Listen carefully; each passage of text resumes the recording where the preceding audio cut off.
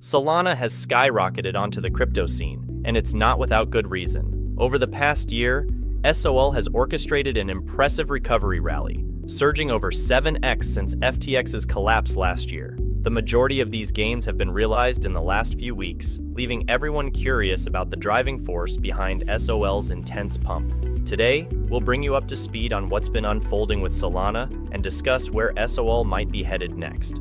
Firstly, it's crucial to emphasize that nothing in this video constitutes financial advice. Our goal is to provide educational content to assist you on your crypto journey.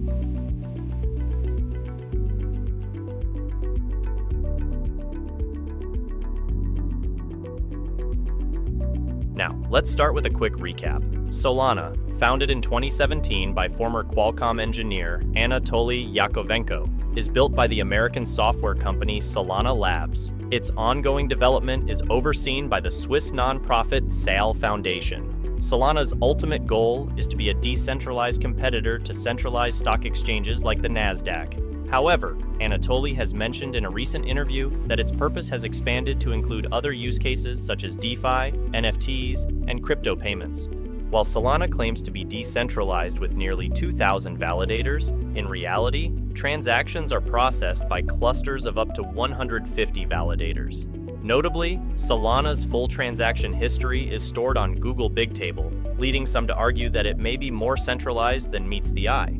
However, this is a common practice in the crypto space. Although Solana's blockchain is known for occasional outages, there have been none since February.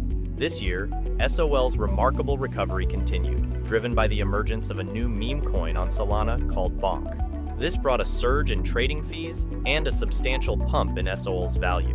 However, this uptrend raised eyebrows among crypto media outlets due to the apparent lack of underlying fundamentals. Behind the Bonk hype, Solana's ecosystem was facing challenges, with multiple projects announcing their closures almost every month, extending into August. Amid the turmoil, some Solana projects doubled down, such as the peer-to-peer network Helium. In February, Helium migrated from its native blockchain to Solana, completing the move in April. Interviews with Anatoly suggest a bullish outlook on Helium's adoption. Notably, this positive news about Helium was overshadowed by Solana's announcement of yet another outage in February and the surprising closure of physical stores in Miami and New York City. March brought more chaos when USDC lost its peg, causing turmoil in DeFi. Solana's largest DeFi protocol, Marinade Finance, also announced restrictions on users from the UK due to regulations. Additionally, major platforms like Orca and Meta made significant announcements, impacting Solana's ecosystem. Despite these challenges, SOL's price managed to double in March, driven by increased liquidity following a banking crisis. In April, the tide began to turn for Solana. The announcement of Saga, Solana's mobile crypto phone, and the introduction of state compression technology to reduce storage costs marked positive developments. This upgrade made it cost-effective to mint NFTs on Solana, with 1 million NFTs now attainable for as little as $110 worth of SOL.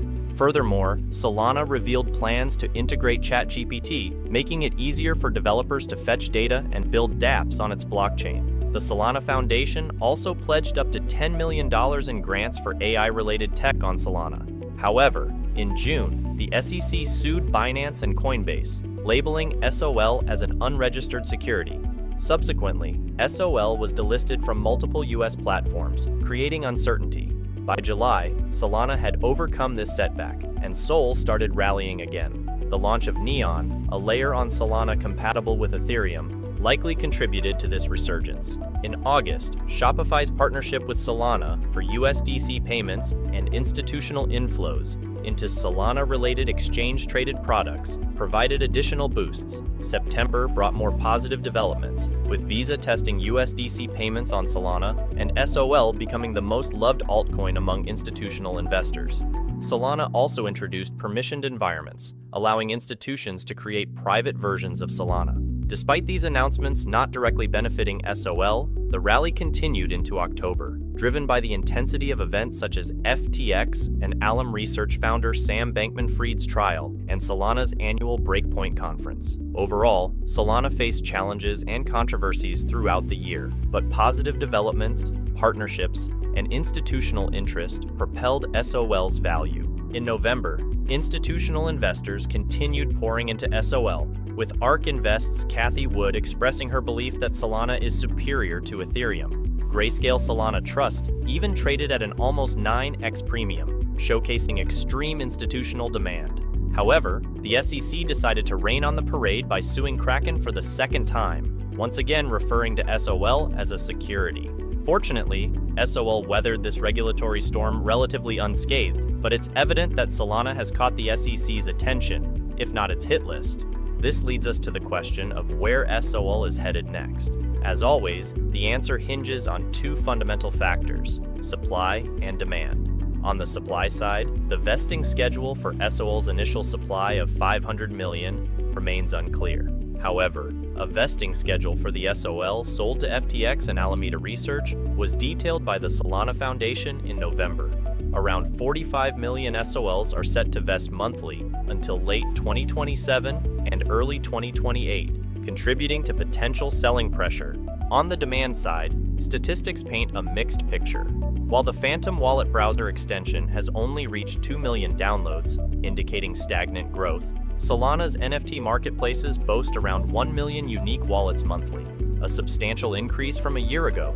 However, SOL Scan analytics reveal a relatively low number of active wallets, suggesting a discrepancy in user engagement. Despite potential demand concerns, FOMO around Solana has driven a surge in its price. However, this extreme bullish sentiment may serve as a contrarian indicator, foreshadowing a necessary correction for SOL. Technical indicators, such as an RSI over 90 and SOL's price exceeding the Bollinger Bands on the weekly chart, highlight an overbought market. Zooming out to the monthly chart reveals that SOL has entered bull market territory above the Bollinger Band moving average. A correction to this moving average would constitute a 40% drop, indicating a potential pullback.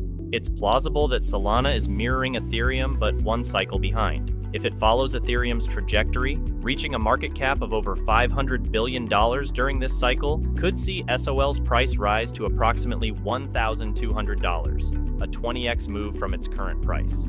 Looking ahead, Solana's roadmap details technical upgrades, including increased transaction sizes and reduced vote state. These upgrades, still in development, aim to make Solana faster without placing additional requirements on validators. Another significant milestone is the launch of the fourth validator client. SIG Anatoly has previously suggested that Solana will be considered complete with the launch of multiple validated clients, and the roadmap suggests 4 clients as the target. While Solana faces regulatory scrutiny and potential demand challenges, its technical upgrades and roadmap provide hope for future growth. The recent rally may undergo a correction, but the long-term trajectory will likely depend on Solana's ability to address supply concerns, maintain institutional interest, and successfully implement its roadmap. During the Breakpoint conference, Anatoly revealed 3 key milestones for Solana. Firstly, the platform aims to increase the number of leaders or block producers, enhancing Solana's scalability and bringing it closer to the speed of the Nasdaq stock exchange. The second milestone delves into the technical aspect, involving Solana's parallel smart contract processing technology, C-level. Although the specifics might be a bit complex, it appears to align with Solana's commitment to speed and efficiency. The third milestone, asynchronous execution, hints at a potential architecture shift inspired by Aptos, Solana's major competitor.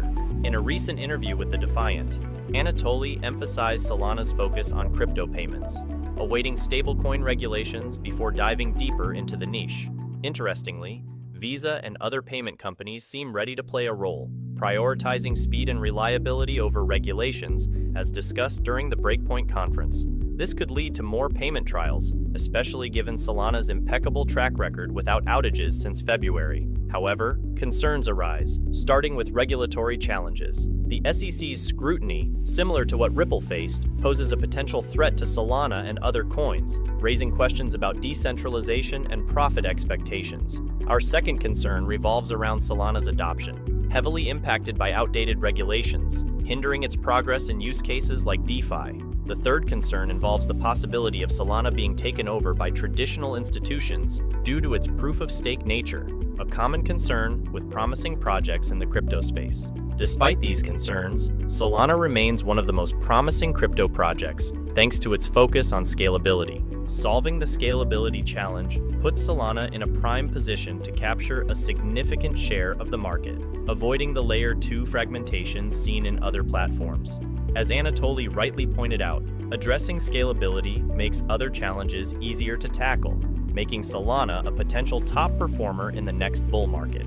So, while concerns exist, Solana's unique strengths may position it as a leader in the crypto space. We hope this deep dive helped you.